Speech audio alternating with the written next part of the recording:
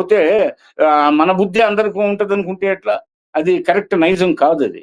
అది ఆయన ఆలోచన విధానంలోనే లోపం ఉంది. ఎంతసేపటికి తన కేసుల కోసం, తన తన దోపిడీ కోసం అధికారాన్ని కోరుకున్నాడే గానీ, రాష్ట్రాభివృద్ధిని కోరుకునేవాడైతే మద్యపానం నిషేధం చేస్తానని చేయలేదుగా. రాజధానిని ముందుకు తీసుకుపోలేదుగా. తను చెప్పినట్టు 3 ముక్కలాట. 3 ముక్కలనైనా చేయలేదుగా.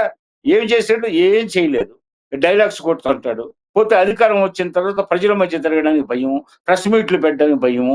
ఇప్పుడు అధికారం లేదు గదా! నెలకోసారో, 20 రోజులకోసారో వస్తాడు.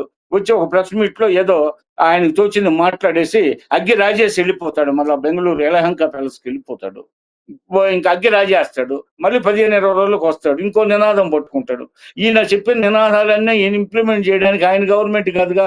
మహాప్రభు నువ్వు వద్దు, నువ్వు పెద్ద క్రూర పాలకుడివి. అరాజకం అట్టుడికి పోయింది నీ హయాంలో. దౌర్జన్యాలు, దాడులు, తప్పుడు కేసులతో రాష్ట్రాన్ని బెంబేలెత్తించావు మహాప్రభు. అవినీతి, దోపిడీ నీ గ్రామ శాఖల నుంచి నీ రాష్ట్ర శాఖ దాకా నీ యొక్క శ్రేణుల్లో ఉండేటటువంటి రౌడీయిజం ఇయన్నీ మేము భరించలేకపోయాం. వద్దు మహాప్రభు అని 94% స్ట్రైక్ రేట్‌తో కూటమి ప్రభుత్వాన్ని అధికారంలో తెచ్చారు.